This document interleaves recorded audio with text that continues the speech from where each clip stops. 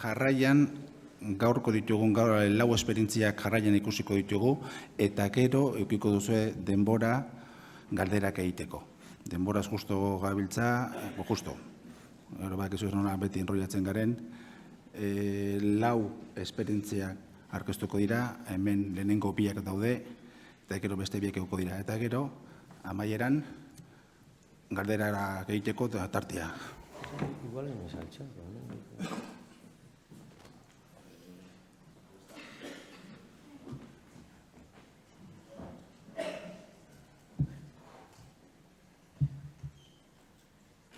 bai, ondo. Gero pasatzeko, eta bestea. Vale, hoxe, hortxe.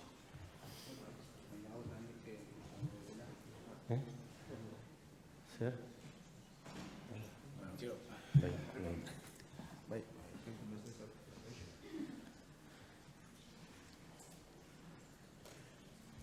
Hau da, lehenengo, hoxe. Azken eraino mesedez. Hortxe. Hauxe da, zer inizuena, ustaz, matu dugu. Bueno, galderak egiteko sistema hauxe proposatzen dizuegu. Justo, hor dako zue Twitterren sartzeko aukera, zentzu dira hashtagak, eta txaldiak edo aurkezpenak entzunala, zuek mesedez, egin dituzue zuen galderak, hashtag horiek erabiliz, eta azkenien, gu jasotako guztiekin eurei galdetuko dugu. Lehenengo esperientzia, azaltzeko Gasteizko Koldo Mitxelena ikastetxekoak, behatxeikoak, etorri dira. Euren azalpena da, ikasleen Euskara Batzordea. Horretarako, hemen ditugu, Josema Leiza eta Eneko Etxeberria irakasleak, eta Endika eta Oitia ikasleak.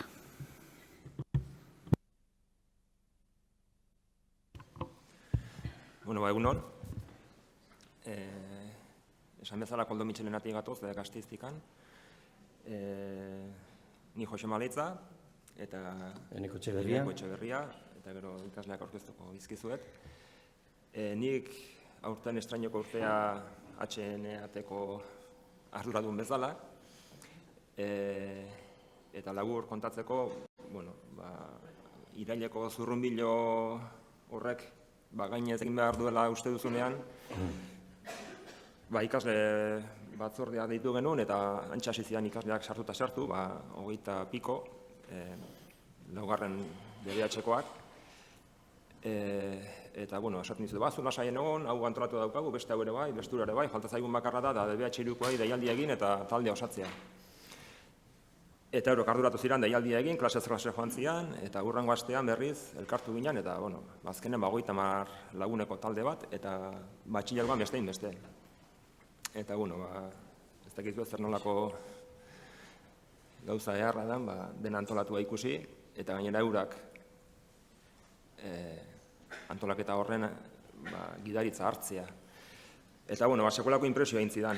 Eta horren atzean zer dago, gaur transmititzen saiatuko garena. Tortzarako, Eneko Etxeberriak esperientzia handi xamarra dauka, eta gero Endika Larrion, bigarren batxilergoko ikaslea, eta Oitia Ortiz de Lazkano, baita ere bera ikaslea, eta euren esperientzia pixko bat kontatuko digute, Euskara Batzordean hasi zirenetik, gaur arte zer egin duten, hori ikusi duten, hori guztia. Besterik gabe, hasiko gara aurkezpenarekin. Ez. Bestia da, ez? Txiko dugu. Handitu, handitu.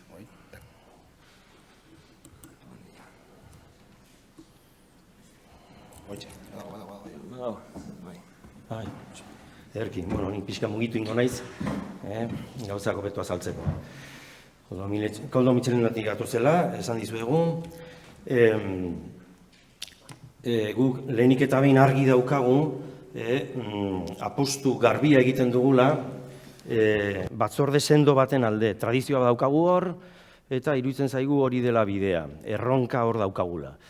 Eta bide horretatik, gero eta ardura eta protagonismo handiagoa eskaintzen diegu, ikaslei haiek ere eskatzen digute autonomia gehiago, iruditzen zaigu hori dela bidea, eta horrek abantaila asko ekartzen dizkigula, lagundu egiten digula, haiei partaidetza haunditzen laguntzen die, gehiago parte hartzen alegia, eta guri ilusiozko giro bat sortzen digu horrek, implikazio horrek.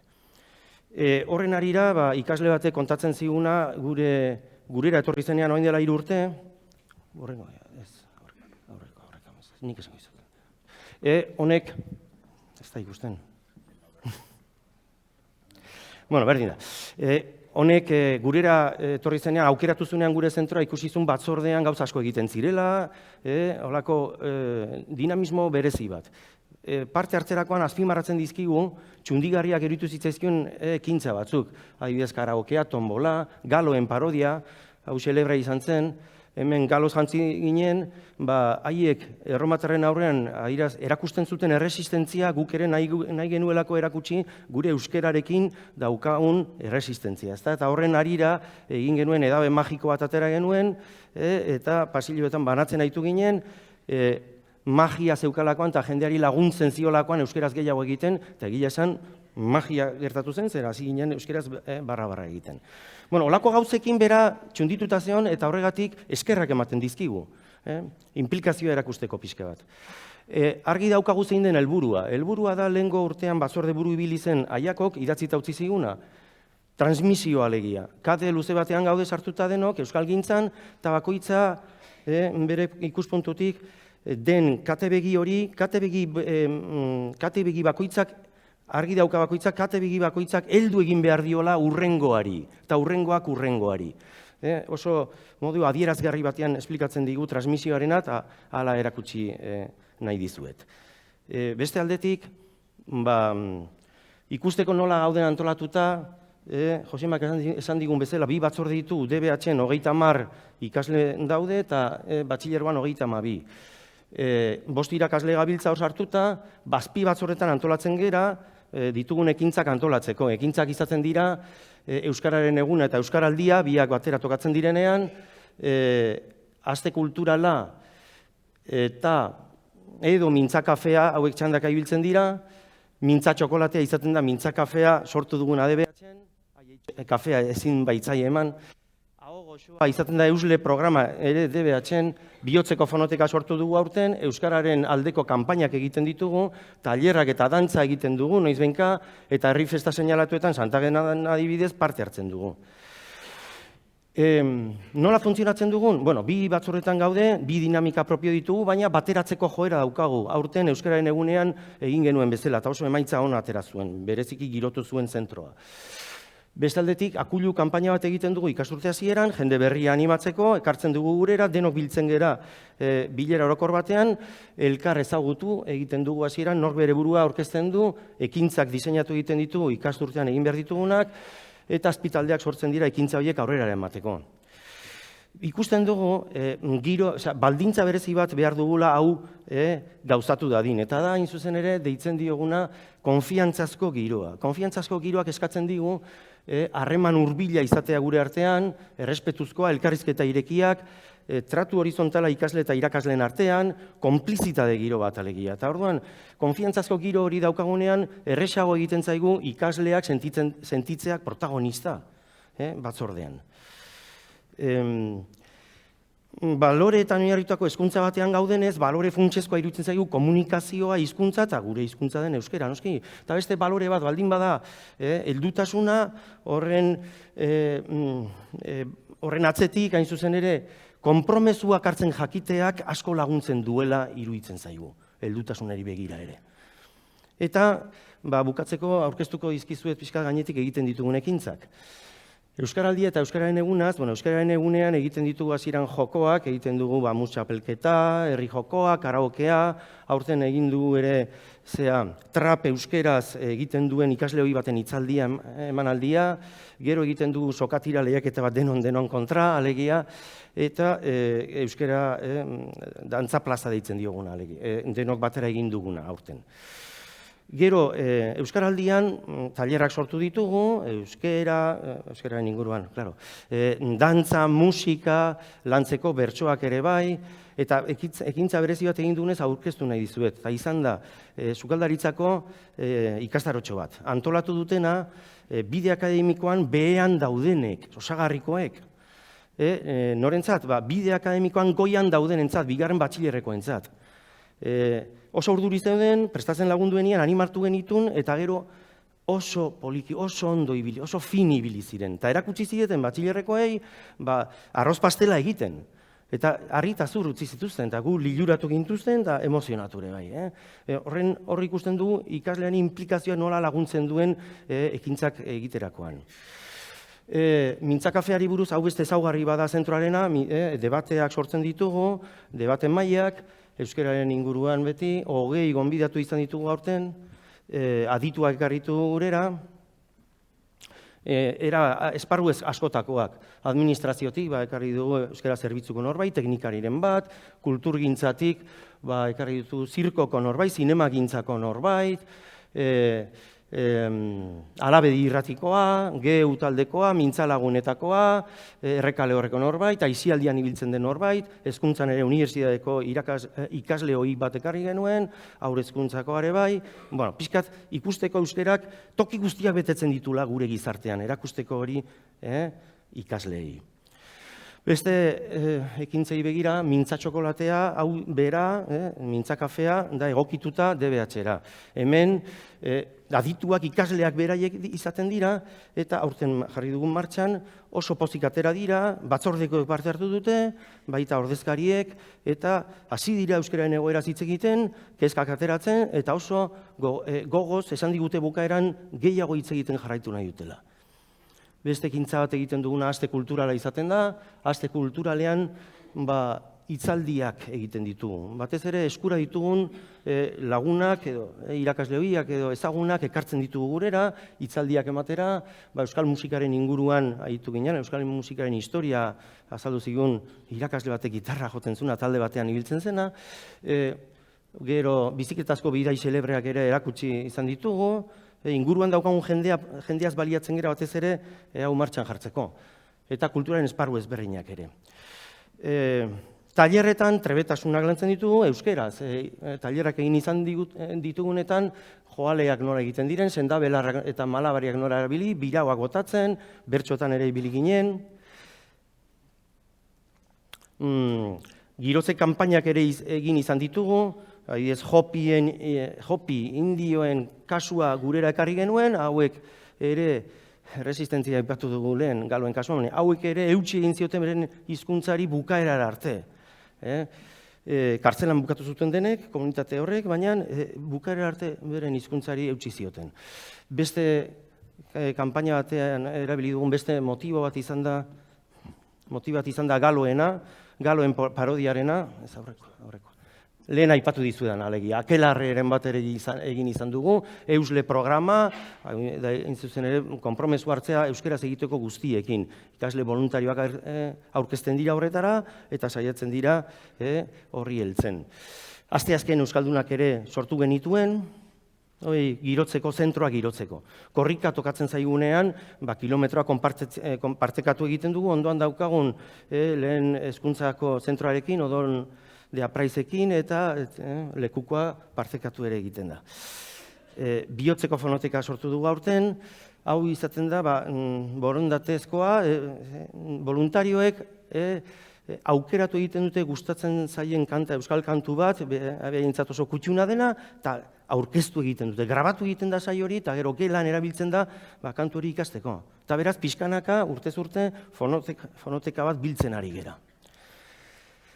Eta aho goxoa izaten da Eusle programa aipatu duguna, baina DBH-en egiten duguna. Hain zuzen ere, ikasle batzuek, konpromesu hartzen dute, den guztiekin euskeraz egiteko. Aurten, jundako urtean egin genuen 5 egunez. Eta ere, gogoz hartu zuten eta oso ondo atera zen. Ikusten dugu beraz, lortzen dugunean implikazioa ikasleena, euskalgintzak oso ondo egiten duela bere lana eta estimulatu egiten duela zentroa. Orduan, hori egia dela adierazteko hitza emango diet ikaslei protagonisten hain zuzen ere, eta ni oraingoz isilduko naiz. Egunon, ni Oitia naiz, eta 4. mailatik hasi nintzen Euskara Batzordean, ze DBH-en urte horretan sortu zen, eta geroztik jarraitu dut Euskara Batzordean.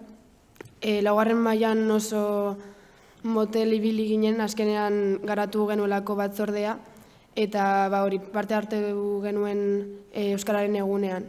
Eta aurten azpi batzordeekin hainbat ekintzak egingo ditugu, eta orain indikak aurkeztea.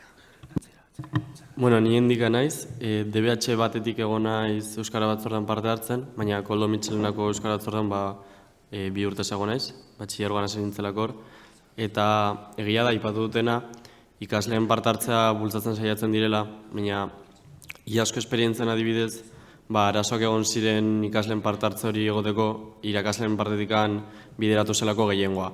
Eta horren aurrean, aurten eginda, Eneko Gaioiteak komentatu dutena, saiatza azpi batzordeak garatzen.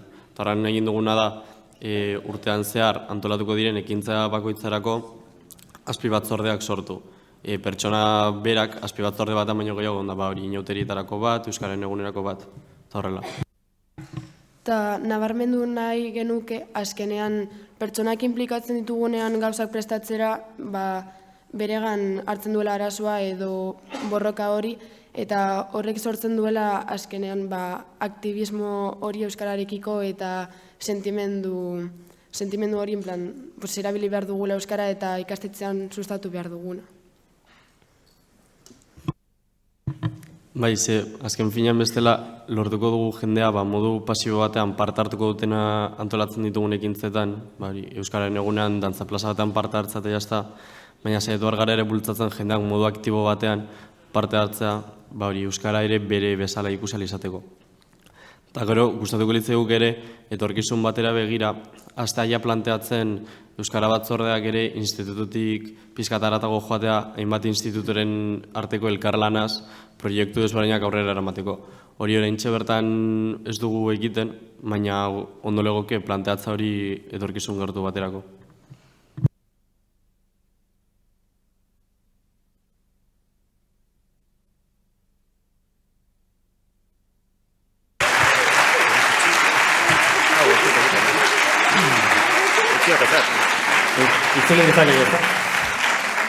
Bueno, bukaera emateko edo nahi genizuen erakutsi bideo bat ikusteko ze giro sortzen den Euskararen egunean. Ahal bat dugu martxan jarriko dugu. Minutu bateko iraupena dauka, baina giroa ondo erakusten digu. Sakatu ez lehenengo eman. Utzi. Non dago? Joder. Ez dut ikusten.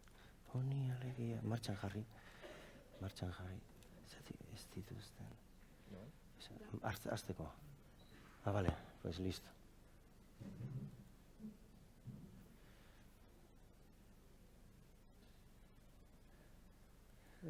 Ez da konektatzen. Bueno. Interneterako sarbideik ez? Bai. Bai. Interneteko sarrera bai, baina, bueno.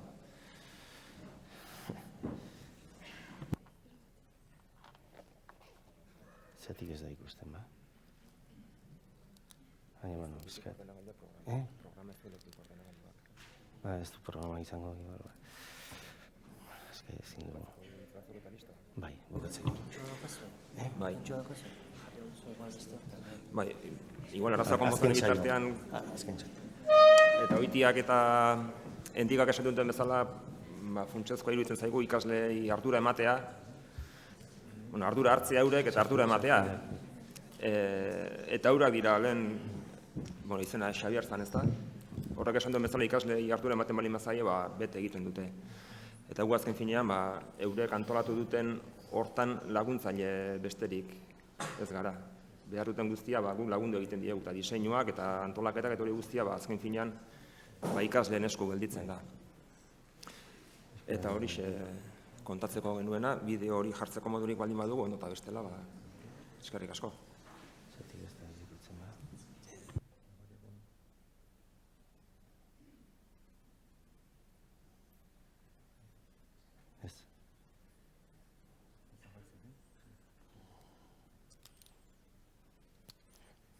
Bueno, ematen du ez dela zabaltzen, baina zabaltzen baldin bada, listo.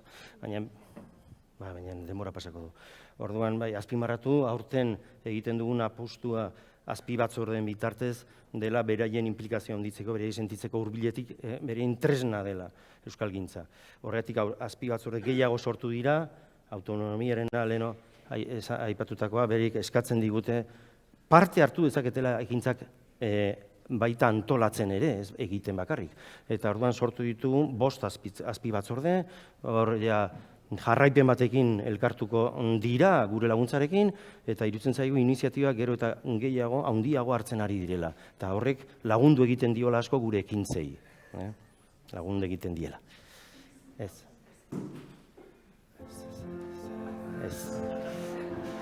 Oso bukaera politia ez genuen espero, baina segurazki magiarena edabeak lagundu egin digu. Bukatu dugu, bai, honekin. Proba gehiago ez. Bestela, auskalo zeateako den gero.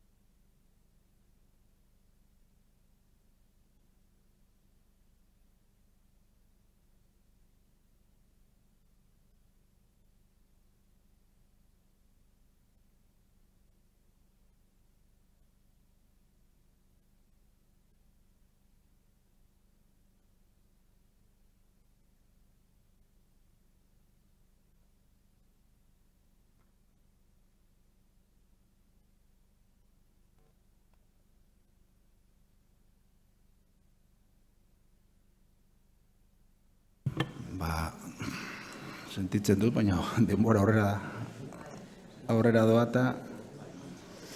Bueno, eskerrik asko, Koldo Mitxelena BH-ko partide guztioi. Horrengoa, Donostiako AEG berrikuntza profesionalen eskola da. Ponentziaren izenburua, ikasle batzordea arituen esperientzien gogoetak. Eta horretarako, Izaskun Akizu irakaslea daukagu.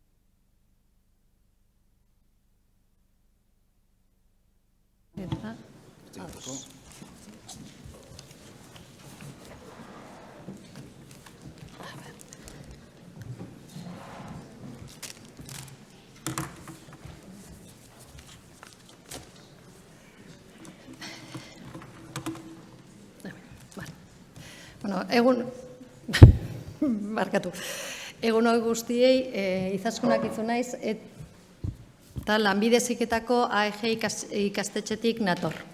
Gure ikasle batzordearen esperientziak kontatzera eta espero dut lagungarri izatea zuen ikastetxetarako.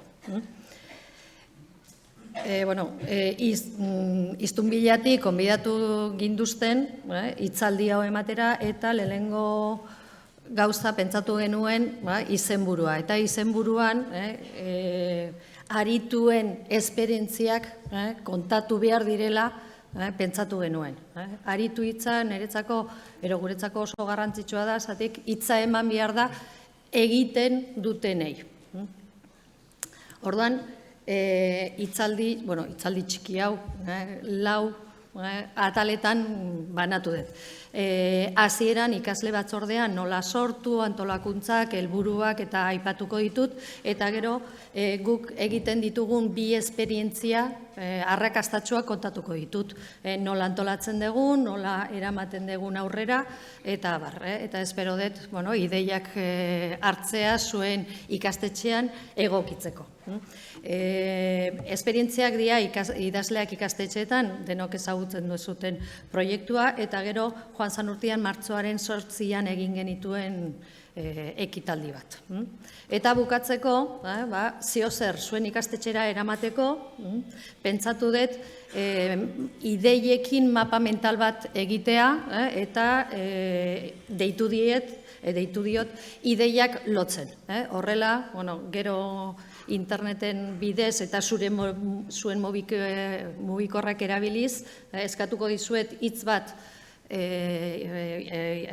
idaztea, eta gero PDF bat lortuko dut, teknikariari pasatuko diot, berritzeguneko teknikariari pasatuko diot, eta gero zuei e-mailez edatuko dugu. Suposatzen dut teknikoki ez dagoela arazorik egongo.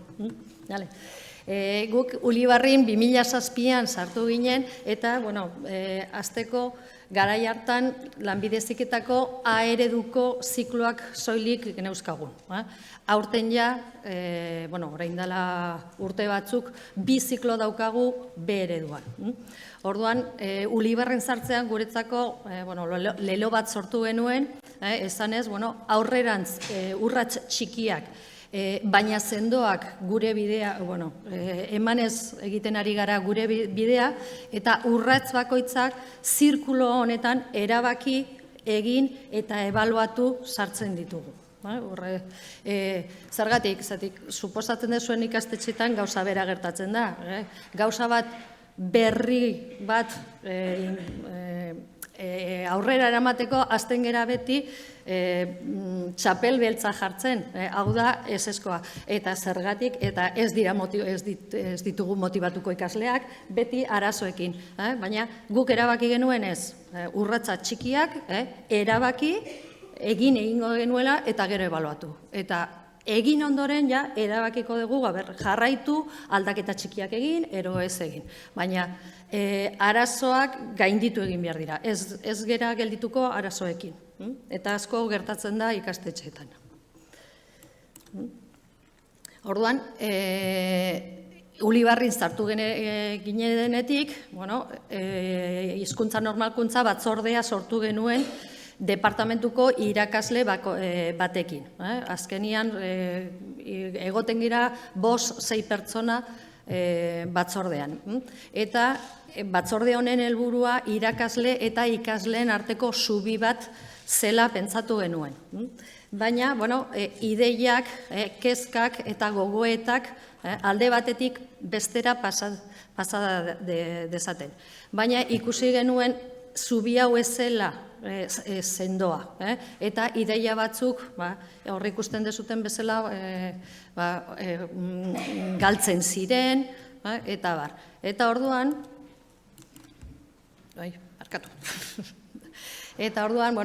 ikasle batzorde bat, ero ikasleekin bilerak egitea erabaki genuen. Horrela, zubia sendotu egiten zen. Hasieran ez genuan deitu ikasle batzordea baizik eta euskara batzordea. Gogoratzen dizuet, A ereduko zikloa geneukagun, eta orduan beharra geneukagun euskararen identitatea areagotzea, eta lekua hartzea. Eta horregatik euskara batzordea deitu genion. Eta hasi ginen lanean ikasleekin. Orduan, ikasle batzordean helburua erabaki genuen, aipatuko dizuet, antolakuntza ere aipatuko dizuet, eta ze arazo eta nola egin ditugun aurre arazo horiei, eta gero bi esperientziak, hasieran esan dizueten bezala. Orduan, helburua argi geneukagun, zela, ikastetxera irakasleei iristen zitzaien informazioa ikaslei idatzea, eta ikaslek zaukaten ideiak eta gogoak eta kezkak irakaslei iristea.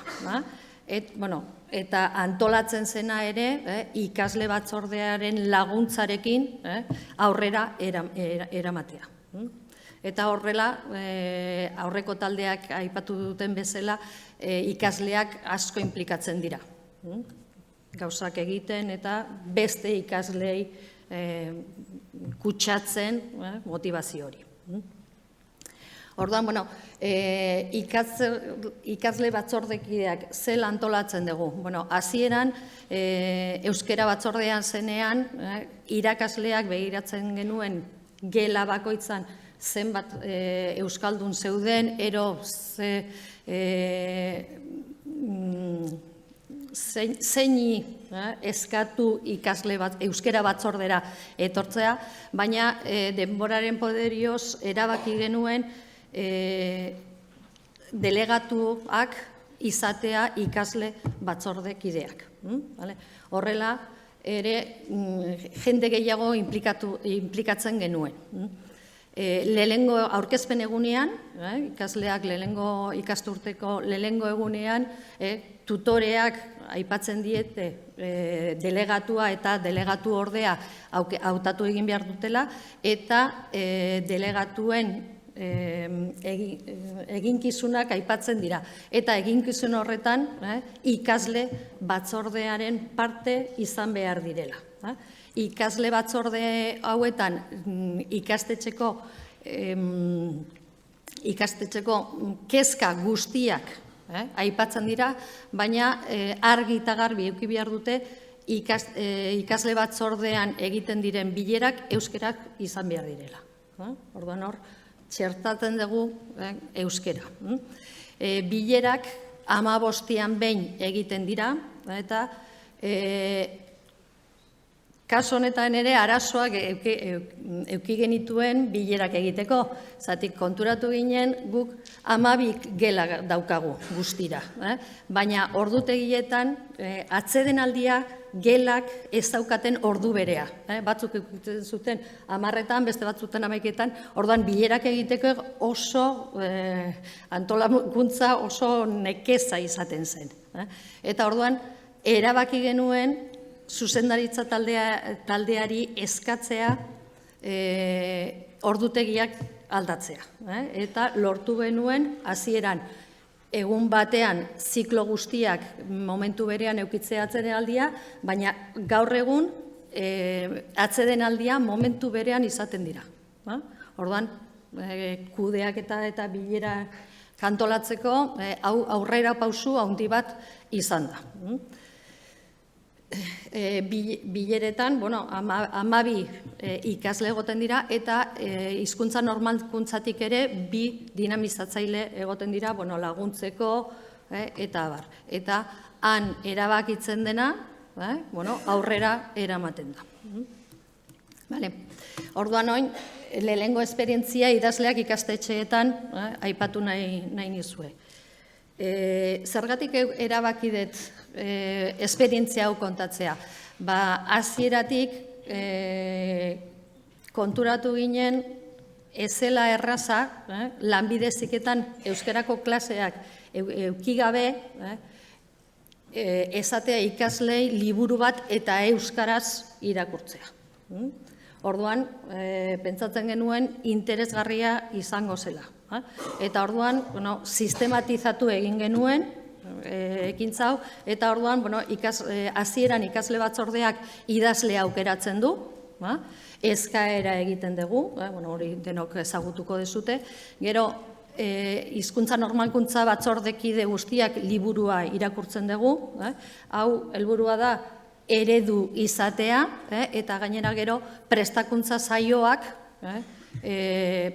saioetan laguntzea. Urrengo urratsa izaten da guk idazlea eskatzen dugu apirila aldera etortzea eta denbora ukitzeko prestakuntza saio hauek aurrera eramatea. Zela eramaten dugu. Hemen aldaketa asko egon dira, baina ez luzetzeko aipatuko dizuet joan zan urtean egin genuena. Gure metodologia, klaseak emateko etasi munduan sartuta gaude eta proiektuka lan egiten dugu. Ematen diogu zeharkako kompetentziei garrantzia handia. Orduan, txertatu genuen ekintza hau zeharkako kompetentziak lantzeko. Orduan, planifikazioa lantzen da, izan ere, erabaki genuen ikasle guztiak liburuaren zati bat irakurtzea, eta antolatu genuen fitxategi batean, Driven, ikaslearen izenarekin, ze horri irakurri behar zituen, eta zen prestakuntza saioaren eguna. Eta orduan, ikasleak etxean irakurtzen zuen bere atala, esaldi bat pentsatzen zuen, idatzi egiten zuen fitxategi horretan, eta gero, ere arbela batea, paret horman idatzi juten ziren. Eta esaldi hauek gero idazlea etortzen zen momentuan lagungarriak izan ziren. Orduan, gero idazlea, ez begiratu, baina, hau da, zela pasatzen den idazlearen saioa ikusten dezute horman esaldiarekin papela dagoela eta gero bukatzeko betiko bezala idazlearekin argazki bat atzeratzen dugu eta liburuak sinatzen ditugu. Sinatzen digute. Ez dakit zen moduz gabiltza, baina bigarren ekintza, joan zan urtean kalean mugimendu itzela egon zen martxoaren 8 eta gure ikasleak hasi ziren hausnarketa zer egin beharko zen. Orduan, erabaki zuten ikasle batek liburu bat zaukan, gero aipatuko dizuet izenburua, Cuentos de buenas noches para niñas rebeldes. Eta, zien, 100 bat emakumen istorioak, baina gazteleraz. Orduan, zer egin genuen? Irakasle eta ikasleen artean ipuinak itzuli genituen, ipuinak gutxi gora bera olakoa zeren, maketatu egin genuen ere, itzulpenak egin genuen euskerara eta batzuk ere inglesera, eta egun martxoaren 8an gelan banatu ziren ipuin hauek eta irakurri ziren historiak eta eztabaida bat sortu zen. Gero, atsedenaldian ikasle guztiak irten ziren eta ere pasilloan jarri genituen historia hauek eta ere berriro irakurri genituen. Eta konturatu ginen, 6 batero ipuin irakurri ziren eta 6-etatik 5 euskeraz irakurri ziren. Orduan, hombre de boca fe esan dezu bezala, azkenian bultzatu egiten dugu euskera erabiltzea. Kartele hauek ere martxotik ekainera sarreran, ikastetxearen sarreran jarri genituen, eta orduan olatu hori esan gelditu egun batean, baizik eta 2-3 hilabetean hor geneukagun berriro irakurtzeko, ero hausnartzeko, eta Eta, mi esker zuen arretagatik, eta espero dut esperientzia hauek lagungarriak izatea. Eta orain, mugikorrean, jolas txiki bat ideiak lotzen, sartu menti.com eta kode bat eskatuko dizuet. Oin ere, ara jungo naiz mapa mentala ikustea. Eta da hitz bat idatzi behar dezute, ibilbide hau gure ikastetxean arrakastatsua izan da, eta zela zure ikastetxerako ideiak ero bidaltzeko.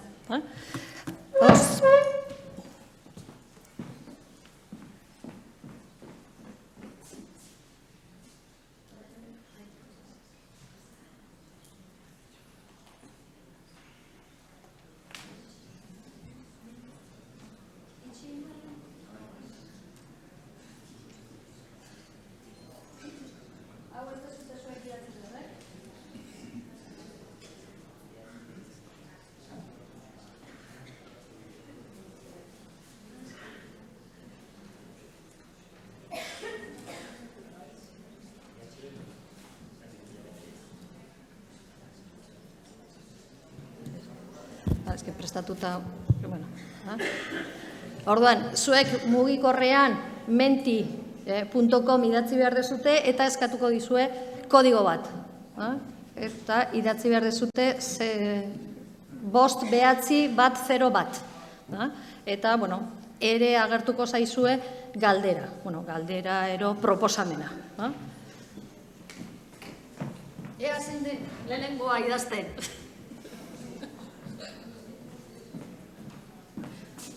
Gogoratu hemen agertuko direla hitzak. Hemen agertuko direla hitzak eta gero, bueno, hau PDF bat sortuko dut eta ikastetxera eramateko aukera eukiko dezute. A ber. Venga, animatu. Arazoa daukazute interneten. Oso ondo.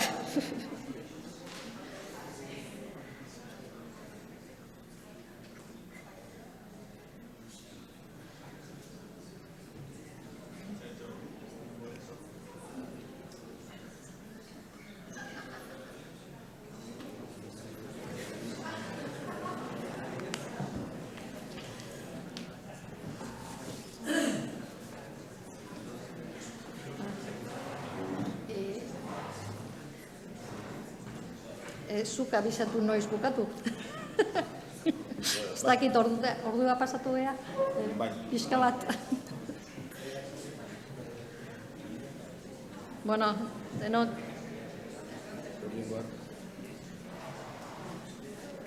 Bukatutaz gematen dut, Hala, gelditu. Oso ondo.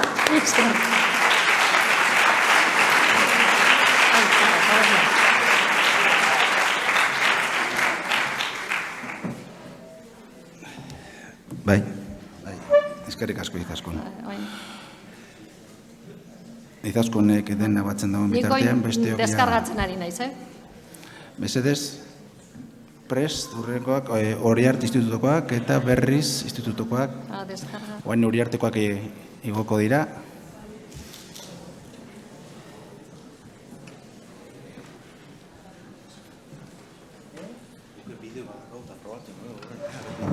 A ver, justito gabiz denboraz, Justito gabiz denboraz.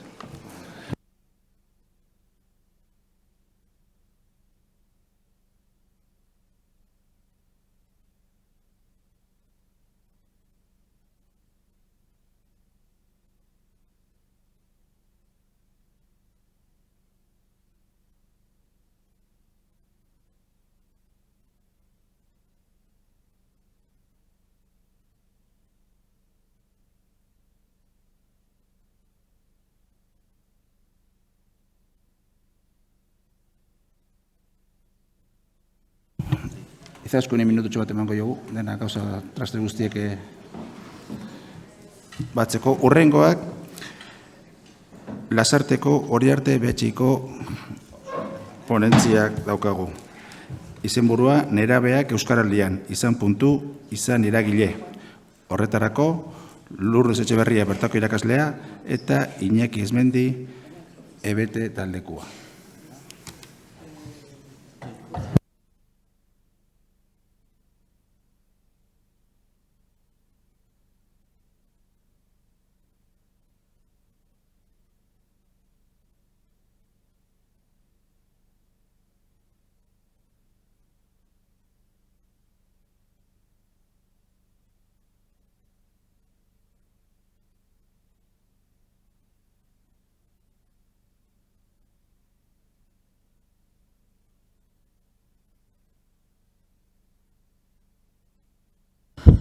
denboraz justu gabiltzanez, oinarrizkoa genuen, dugu bideo hau jartzea, ze gure 20 minutu hauei zentzu handia ematen dira. Pixka bat bideoa Iñaki prestatzen duen bitartean, izenburua ikusten dezuen Neraben Euskaraldia hori arte BH-in. Leloa izan zuen, izan puntu izan eragile. Izan puntu izan zen, herrian Euskaraldia, Lasarte horian Euskaraldia diseinatu zanen nolabait ere hartu zen, herri bezala hartu zen leloa, izan puntu. Eta Neraben Euskaraldian ere, oinarrizkoa ikusi gendun, herrian hartu zen leloa, ikasleen Euskaraldira ere ekartzea. Eta helburuetako bat zen ikasleak eragile izan zitezen. Euskaraldia ez zen diseinatu nerabeak parte hartzezaten. Euskaraldia diseinatu zen, heldua kontuan hartuta. Nerabeak hortxe gelditzen ziren. Orduan, gure erronka izan zen nerabeak barruan sartzea. Hortarako zer erabili genuen? Transgresioa erabili genuen. Ikasleak transgresio baten partaide bihurtu genituen. Trampa egitera gindoa zen Euskaraldiari eta Euskaraldian. Eta konbitea egin genien. Konbitea egin zien hain zuzen ere herriko 11koak. Eta herriko 11koan, Euskaraldiaren 11koan sartu ziren, batxilergoko 2 ikasle.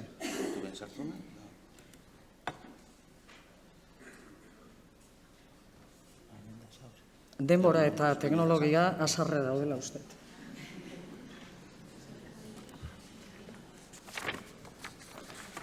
Kokatu ingo bera. Lasarte horiak baditu baldintza batzuk oso egokiak direnak, herriak beak sortu ditunak. Alde batetik, 4 urtez behin, eta Olinpiar Jokoen urtearekin bat egiten du, euskararen maratoia egiten da Lasarten. Datorren urten, 2020en 10. egiteagoaz, edo herria 10. maratoia martxan jartzea dijoa. Hauze izan da, urtez urte izan da, 24 ordu eskenatoki baten gainean, herriko plazan euskara eten gabe entzutea. Euskeraz eten gabe aritzea. 2016an erronka berri bat planteatu zen herrin, eta izan zen 40 ordu euskeraz. Eta hortxe sortu ziren danok, gero euskaraldian ezagutu ditu egun 2 figura. Batetik, ahobizi eta beste batetik belarri prest. Lasarten sortuak dira. Bator, jazta.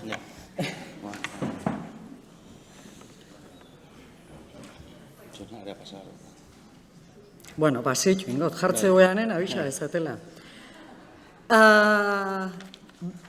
Euskaraldian ikasleak inplikatzeko gauza bat genuen garbi. DBH batxilergoko adin tarte hortako herrian genituen, edo parte hartzezaketen ikasleen 100% belarri prest izateko gaizan. Orduan ja bagenuen, zumitza bintzat bagenuen. Eta, Lasarte horian lehendik ere hainbat programa martxan zeuden. Martxan zeuden batez ere ikasleengan eta herriarengan baita euskararen erabileran eta jarreratan eragitea bideratuak. Beaz, bagenuen alde batetik oinarri bat eta bagenuen ibilbide bat. 2 baldintza beharrezkoak hau guztia martxan jartzeko. Algea. Seitu ingo dut. Badauze kontatu eta. Lehentasuna zein gendun. Lehentasunetako bat genuen erabileran eragitea. Gure obsesioetako bat hoi da. Erabileran eragitea. Ez da erreza, eta gero Iñakik emango dizkigun datuen arabera ikusiko deu, helduok pertzepzio bat deula eta gaztetxoek beste pertzepzio bat dutela eragin horren inguruan eta emaitzen inguruan. Orduan, Euskaraldia egitearen erronka eskutan hartu genuen eta helburua nerabentzat erakargarria egitea. Hortarako 3 erakunde nahastuta ibili ginen, eta beti euskararen zea honetan, aspaldiko urteetan, egia esan ez dakit beste herritan nola zareten, baina Lasartean hortan privilegiatu batzukea. Alde batetik, udaleko euskara zerbitzuak erabat, buru belarra implikatuta daude, Txakun Kultur Elkartea ere, hor daukagu, Oriarte Institutua ere, eta Perrejila den beste gizon hau ere, EBT-ko burua dana. Hortaz aparte, 3 programa ere, ja, aspaldiko urteetan, martxan genituen. Batetik, LMLK saioak, urtero eta gela guztitan burutzen diren saioak dira, pixka bat soziolinguistikaren aldetik, eta ikasleak nolabait ere implikatzea eta euskalduntzen ez, euskal militante bihurtzen jutea, gero kuadrilategi, ja ez da eskolan egiten, kaptazioa eskolan egiten da, baina kuadrilategi da gazteen klub bat bezala, baina helburua da gazteen hizkuntza ohituretan eragitea. Eta gero, hortaz aparte, irakurtezina aldizkaria eskolako... Ezin da jarri? Ez teka badika? Ba, utzi. Ontan nahi ginen. Bueno, hemen, parte hartzen dugun guztiak hor, eta EBT Iñaki, bea ez da sartu baina hortxe dau.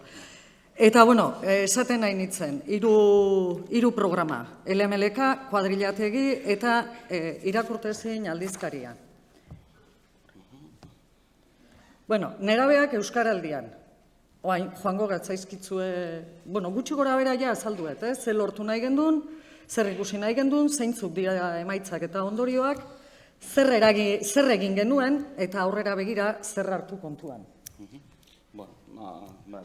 Orduan, hori, lortu nahi genuen azan ikustea euskaraldia eraginkorra zen, nerabeen artean ere, hori zan ikusi nahi zen gauzetakoa.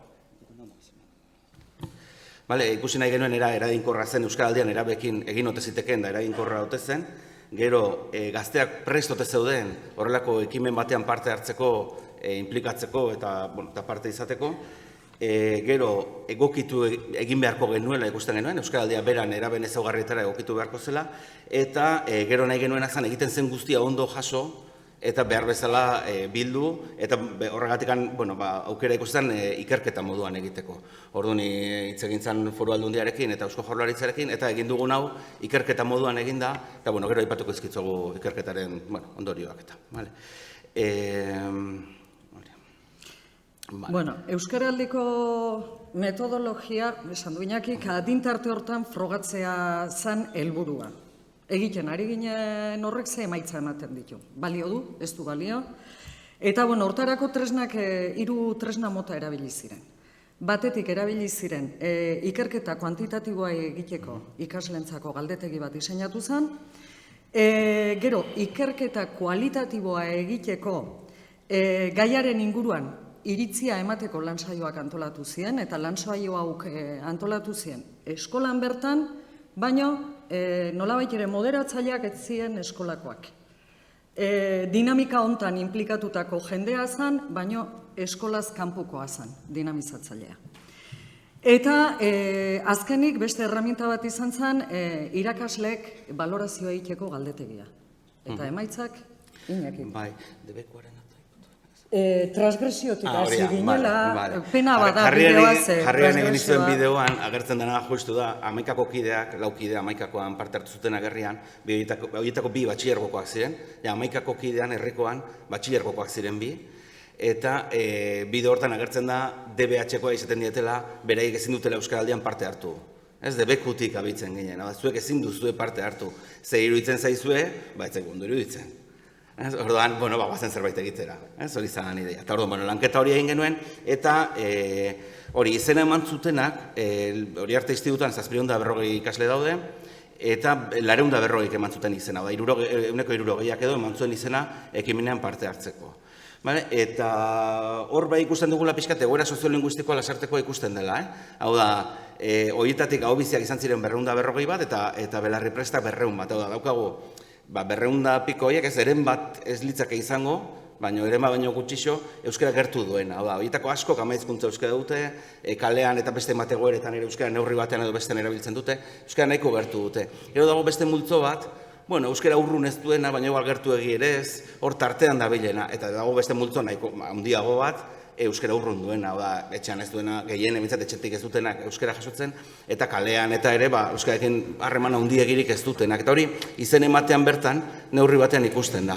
Hemen ateratzen diren ondorioak, beste herri batean, horrelako ekimen bat egingo balitz, testu ingurua kontutan izan behar da. Hori gero aipatuko dugu baita ere, baina garrantzitsua da testu ingurua kontutan izatea. Eta gero orduan, galdetegia pasa genizkien, aurretik ondoren, eta adibidez, deigarria da, maitzetan, galdetzen diegoenean, ea zein neurritan ahobiziek erabili duten, beste ahobiziekin, belarri prestekin, eta parte hartu ez dutenekin euskara, ahobiziek esaten dute, beti edo askotan, beste ahobiziekin 95% euskaraz egin duela. Beti edo askotan, beste ahobiziekin euskaraz egin dutela. Belarri prestekin 92% eta parte hartu ez dutenekin 158. Guri datu hau etzaigu oso sinesgarria egiten, gehiagizkoa da. Hau da, igual momentu batean erantzuterakoan jartzen dezun zerbait. Baina badaude datu batzuk askoz interesgarriagoak. Galdetzen diagunean, ohikoa baino euskara gehiago erabili dute, askoz gehiago erabili duten 11 egun horietan, euskaraldian zehar, hau da, esaten badute, gutxi erabiltzen dut, eta pixka gehiago erabili dut, o pixka bat erabiltzen dut, eta erdi-zerdi erabili dut, horrek ez du balio da. Pixka bat erabiltzetik gehien euskaraz egitera, edo erdi-zerdi egitetik guztia euskaraz egitera. Askoz gehiago erabiltze hori, eta horre 130 esaten du, askoz gehiago erabili duela. Hori bada, ja datu esanguratxo bat, hori ja salto bada. Edo adibidez, galdetzen genien azan, asko zentratu ginen biko harremanetan. Hau da, nor nahiko zenuke zuri euskaraz gehiago egitea, nork uste duzu nahi dula zu berari euskaraz gehiago egitea, zenbat euskara erabiltzen duzu inguruan dituzun lagun edo kide ezagun gertuko batzuekin, eta zenbat gehiago erabiliko zenuke. Horrelako galdera batzu zeuden, eta hor, gertuko biko harremanetan euskara gehiago erabili zutenak, zeta dutena esan genien, aukeratu pertsona batzuk eta jarri zenbat erabiltzen duzun, eta horiekin zenbat gehiago, hau bizi izateko jarrera hori izateaz, eta ondoren galdetzen genean, benetan zenbat gehiago erabili duten, 160 esaten du gehiago erabili duela, baina guri deigarrien egite zaigu urrats bat baino gehiago eman dutenak 115 direla. Hori da, lehen esaten genuen, erdi-zerdi egiten genuen, da bain dena euskaraz egiten dugu, o pixka bat egiten genuen, da bain gehiena edo guztia euskaraz egiten dugu, sualtado kualitatibo bat. Eta hori bai ikusten dela maitzetan, badatu interesgarri badala. Eta gero, lorpenei buruz, otsailean, abenduan galdetzen genean, zenbatek espero zuten lortutako hori mantentzea, 180 esatezun baietz, eta handik 3 hilabetera galdetzen genean, 180 esatezuen lortu duela mantentzea. Orduan, badaude datu batzuk, oso interesgarria direnak alde horretatik. Baina, hau datuetan gehiagi sartu gabe, ondorioetan, pixka bat aipatzeko ondorio nagusi batzuk, hemen jarritugu beraiek eztabaida taldeetan eta jarritako esaldi batzuk. Baina puntu bakoitzak ondorio bat dauka. Lehenengoa da, ikusten dugula Euskaraldiaren testu inguruan 14 urtez beherakoekin ere hizkuntza ohituren lanketa egin daitekela, landu daiteke, Euskaraldia erabil daiteke 16 urteko beherakoekin ere lanketa egiteko, eragina du eta gaina helduen antzeko ondorioetara iristen dira.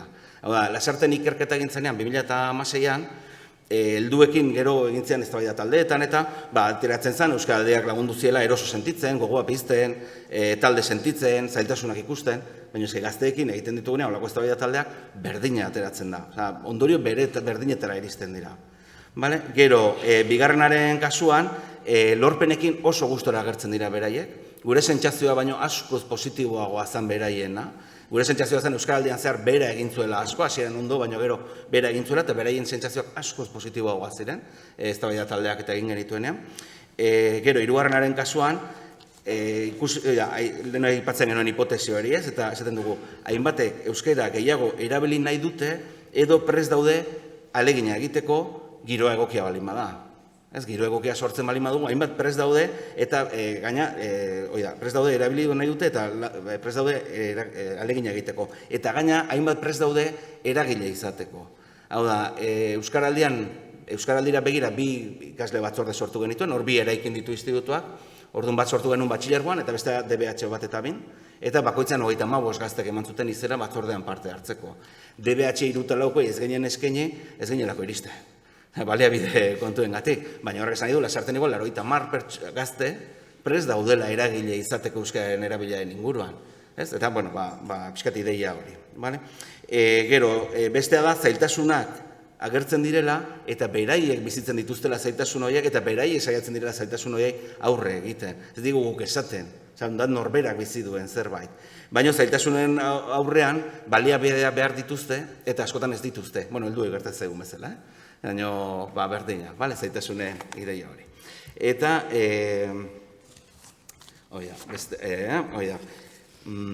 beste da, arrakasta izan dezan, bosgarren puntu hori, arrakasta izan dezan, beharrezkoa dela nerabekin gaia lantzea eta parte hartze aktiboa sustatzea, da beraiek eragile bihurtzea, ez da guk ematen diagun zerbait, baina gaina gaia landu egin behar da, ez da besterik gabe, goazen euskaraldea egitera, benga zeinek izan nahi du hau bizia, zeinek belarri prestatori txapa eta goazen aurrera, ez, goazen lantzera ondo, egin dezagun ondo, eragina izan dezan, ez, pixkat, eta beraiek eragile bihurtuz, asko zera inkorragoa.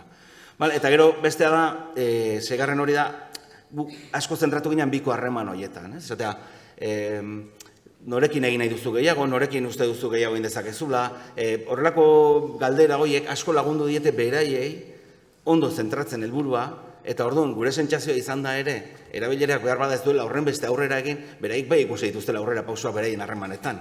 Orduan, jomuga gertuko biko harremanetan jartzeak, nik uste horro ondo asmatu dugula, hori oso interesgarria dela nerabekin eta lan egiterakoan. Eta hori, arrakasta izan du, lorpenak egon dira, ikusi dugu, baina sentsazioa da, arrakasta asko handiago izango zela, girotze lanarekin gehiago asmatu bagenu. Euskaraldiaren aurretik girotze lana oso ondo egintzen, eta hor oso ondo asmatu zen, bai izen ematearekin, bai egintzen saioekin, gazten batzordekin, baina euskaraldian zehar gero etzen ezer egin. Orduan, sentsazioa zen hor girotze lana mantendu izan balitz, giroa indartsuago izan balitz, emaitzak ere hobeak izango zirela. Eta hori gazteik beraiek ere behin eta berriro errepikatzen zuten galdetegietan, eztabaida taldetan, horrelako puntuetan. Hau pixkatu ondorioi dagokionez, eta pixkat jakiteko zertan zentratu ginen, zer egin genuen, hau da garrantzitsu ere, lantalde bat osatu genuen, eta hiru arlo garatu genituen. Lehenengoa da ekimena egokitza, hau da, guk ezinbesteko ikusten genuen ekimena egokitza. Lasarteko gazte bati, plantatzen bali madu 16, 17, 15 urteko bati, ea bizi izan nahi duen, ikusi dugu 200 piko prest daudela izateko, baina ez dute lortuko. Ez dute lortuko, ezinezkoa da bereientzat hau bizi izatea etengabe. Horrek esan nahi du bereien inguruko harreman guztietan etengabe euskaraz egin behar dutela. Eta hori gehiagizko presioa da. Eta orduan egin genuen azan egokitu, plantatu genien, presioa arindu egin genien, aukera bakarra eman genien belarri pres moduan izena emateko, izena eman nahi zuenak belarri pres moduan eman zuen izena, eta hori jarrera batekin lotzen genuen, galdetegietan eta jarrera batekin, eta behin hori landutakoan eta handik puxka batera nahi zutenei eman genien aukera hobizi izateko. Baina belarri pres ziren eta gero hobizi. Eta hobiziei ere, pixka mugatu nahi genien, beraien egun kopuruak eta horrelako gauzak, hori ez genuen gehiagi landu, baina hortxe zegoen. Eta hori, eta biko harremanetan harreta jartzearen da. Iñakik esan du, hobizi belarri prest, gezurra. Ikaslei ez genien utzi, transgresorea ginen, beraz, ezin genituen hitzoiek erabili, helduentzako zirelako. Orduan, ikasleak, beraien taldeetan eta lanean hasi zirenean, bi euskarri sortu zituzten, bat euskal hiztun eta bestea euskal entzule. Eta nola landu genuen guzti hau? Guzti hau, helduok hasi ginen maiatzean. Maiatzerako lehenengo bilerak egiten hasi ginen, gero irailean nahi genuen guzti hau ikasleekin martxan jarri, abendua iritsi zen da nekatuta genen. Iñakik esan duna presioa jetxe genuen, kanpainan bertan, pentsaturik kanpaina nahiko izango zela, eta badirudi, ikasleen pertzepzioa izan zela, kanpainan bertan ere eragiten jarraitu behar gendula. LMLK saioen bidez bideratu genuen guzti hau, DBH bat eta 3 saio 2 ordukoak eskaini zien, saio horietatik 4 ordu bi saio, behaz. Izan ziren Euskaraldian eta beste saioak izan ziren, Euskaraldiaren aurretik eta besteak izan ziren beste 2 ordu Euskaraldiaren ondoren. DBH 3 eta 4en 4 saio 2 ordukoak egin ziren, eta saio horietako bat Euskaraldiaren ondoren baita ere zehatzeko, balorazioak eta egiteko. Eta batxilerrean ere 4 saio intzien 2 ordukoak. Azkar esan da. DBH bat eta 2 saio, 2 orduko 3 saioetan zer landu zen. Bat, Euskaraldiari buruz hitz egin zen, hurbilketa bat egin zen, transgresioa aipatu zitzaien, batzordeetarako konbite egin zitzaien, hurrengo saioan hizkuntza ohiturei buruz hitz egin zen, beraien ideiak eta jaso ziren, erronkak aurkeztu ziren, zerronka genituen esku artean, eta ondoren azkeneko saioan balorazioa eta ondorioak. DBH eta 3 eta 4 hizkuntza ohiturak eta bestelako ohituretaz hitz egin zen, ez hizkuntzakoaz bakarrik, helburua zein zen konturatu araztea hizkuntza ohituren aldaketak nola egiten ditugun. Beraz, hizkuntzaren aldaketak ere modu berean egin ditzakegula jabetu arazteko. Hortarako ohituren jolasa erabili izan. Beste saio batean, ohituren erronkaren balorazioa intzan eta lehen erronkaren aurkezpena. Eta ja, azkeneko saioan, balorazioa Euskaraldia aurkeztu zitzaien eta gazteen erronka aurkeztu. Euskaraldiaren ondoren, balorazioa. Eta, bai, bukatu dugu. Zerbait jakin nahi bazue, foru aldundiak argitaratuko. 3 hankazean, horon zan, ekimena egokitza, elemenekak saioa diela sentsibilizazio saioa, sentsibilizazio saioek egitea, 100 saio baino gehiago izan ziren, eta Euskara Elkarteko gazteek dinamiza duta. Gero gazte eragileen batzordea sortu ziren girotze lan egiteko, kanpainak egiteko, izen ematea sustatzeko, eta hori guztia. Eta horren 3 hanka horietan oinarritu da proiektua. Hau da, horregatik esaten genuen, 16 urtetik gorakoentzat egitea egokia, 16 urtetik gorakoentzat egitea egokia da, ez zaigu gaizki iruditzen hor mantentzea, gazte hauekin egiteko egokitu egin behar da eta lanketa egin behar da. Hau da, eragile bihurtu, presioa arindu, ezaugarri horiek jarri egin bertzaizkio, bestela ez du balio. Eta orduan 3 arlo horiek lortzearena. Ikerketa hau argitaratu egingo da, orain esan digute ja inprentan dagoela, hortxe da bilela, eta erabili dugu material guztia, hau da, sentsibilizazio saioetan zer egin dan, ze dinamika erabilidan, ariketak, galdetegiak, eztabaida taldetako ereduak, hori guztia argitaratu egingo da baita ere. Horren edozeinen esku egon gora da, erabili nahi izan ezkero, kontuta, hor, tresna bezala erabiltzeko. Bukatu omen dugu.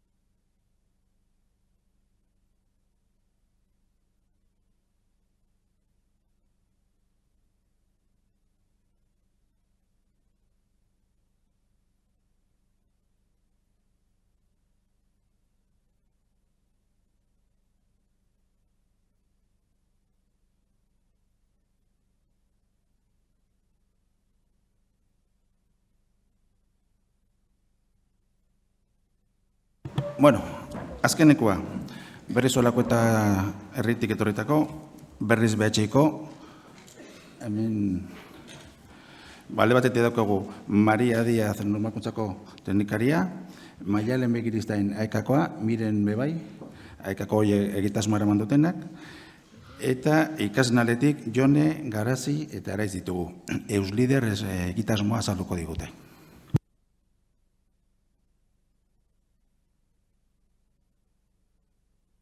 Institutotik gatoz eta Euslider egitasmoa aurkeztuko dotzuegu. Ni naiz hizkuntza normalkuntza proiektuko teknikaria, nire kidea hor argazkiak ateratzen dabil eta ez dut hitz egingo asko, bale? Bakarrik aipatu nahi dotzuet.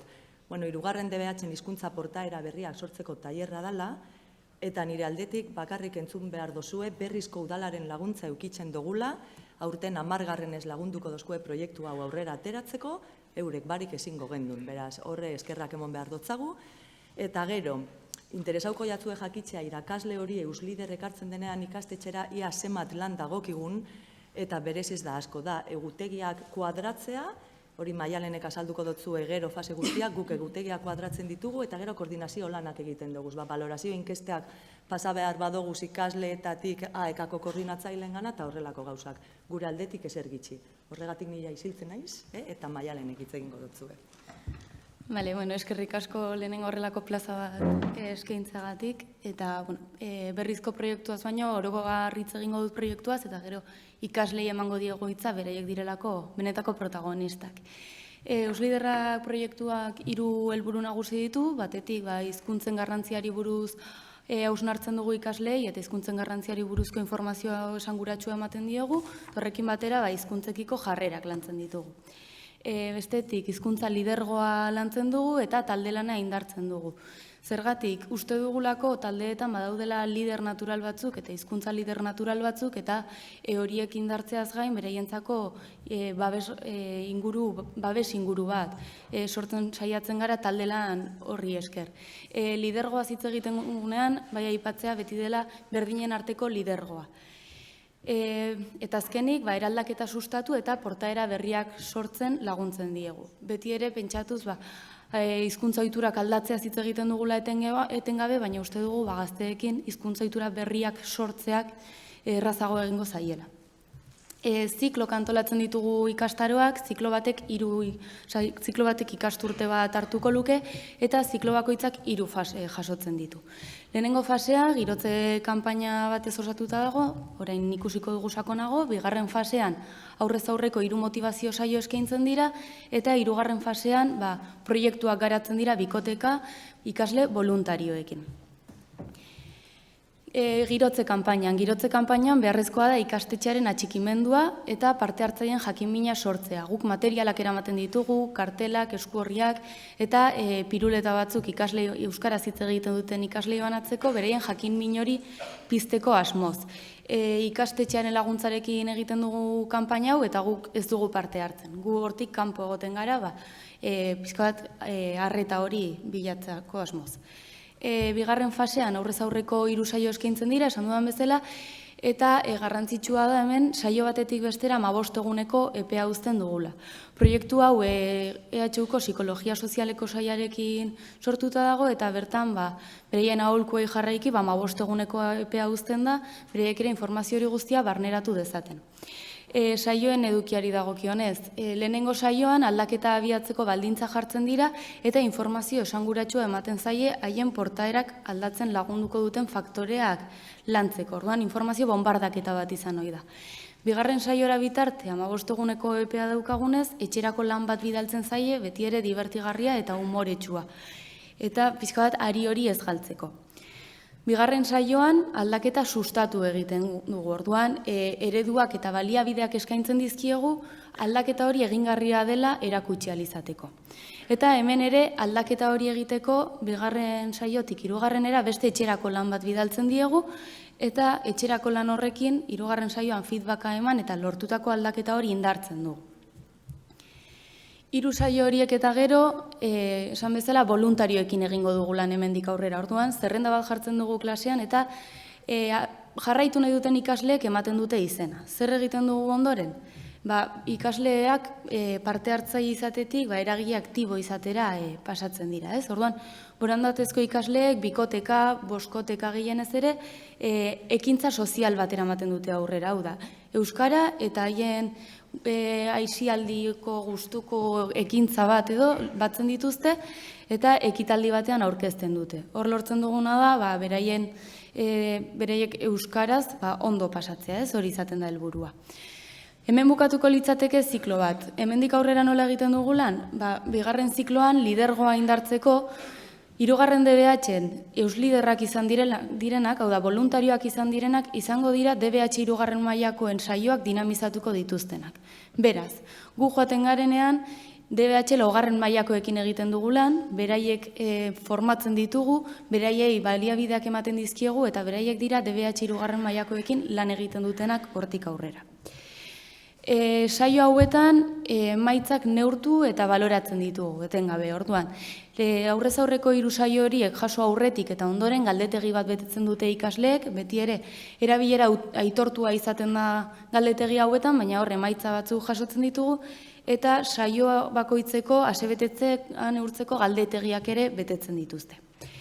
Lortu ditugun emaitzetan, 3 puntu nagusia aipatzearren, batetik, hizkuntzen aurreiritzien gainean iritziak aldatzea lortzen dugu, bestetik, proiektua garatzen ari diren bitartean, euskaraz aritzen dira eta gaiarekiko sentimendu positiboak pizten ditugu, eta azkenik erabilera datuak gora egiten dute neurri batean.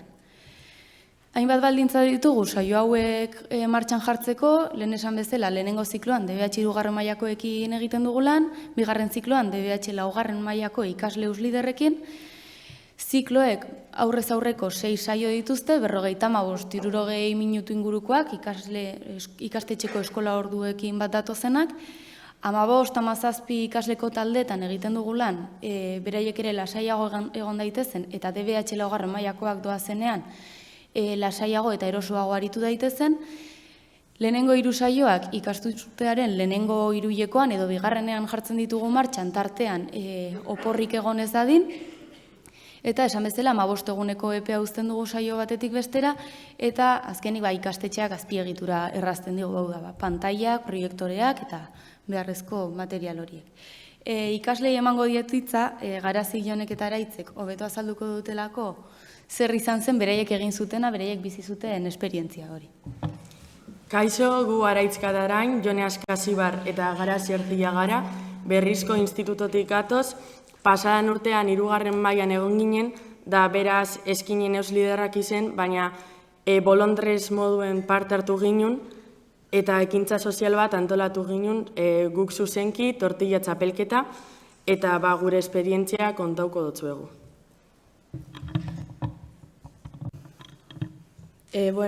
Tortilla patata lehiaketa antolatzeko pauso batzu jarraitu genituen, 4. mailako ikasleen laguntza eta aholkuak izan genituen, eta Miren AEK-ko koordinatzailearen laguntza ere bai, lehenengo institutoko zuzendaritzari baimena eskatu genion lehiaketa antolatu ahal izateko institutoan, gero klase guztietan zerrenda jarri genituen jendea apuntatzeko, gutxi gora bera 4-5 pertsonako taldeak, astebete geroago berriro zerrendak bildu genituen eta zenbat jente apuntatu zen ikusi, eta horrela zenbat osagai eta tresna behar genituen ikusi genuen.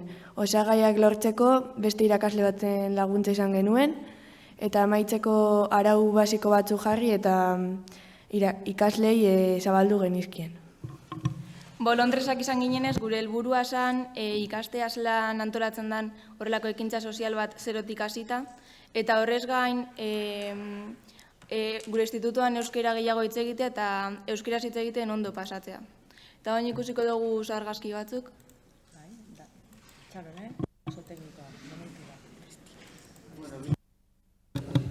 Bitartean komentauko dutzuet, ni nazela AEK-tik joan izan dana ikastetxera, nire lana izen da 4. mailakoei baliabideek, informazio eta saioek emon, eurek euslider bihurtu daitezan 3. mailakoekin, eurek aritzeko. Eurek aritzen dienien gu ez gauz, eurekin, eta gero 2. partera pasatzen direnean, ekintza soziala prestatzera pasatzen dien bolondresak agertzen dienien, orduen egotenaz, kanpuen badazpadan, bideratzeko eurek direla ekintza sozialak prestatzen dauzen bitartien, baina bere ez da laguntza bat, besterik ez. Bai. Argazkietan ikustu zuen moduan oso giro ona sortzen da ikasle eta irakasleen artean. Da jende asko apuntetan da oso ondo pasetan dugu denon artien.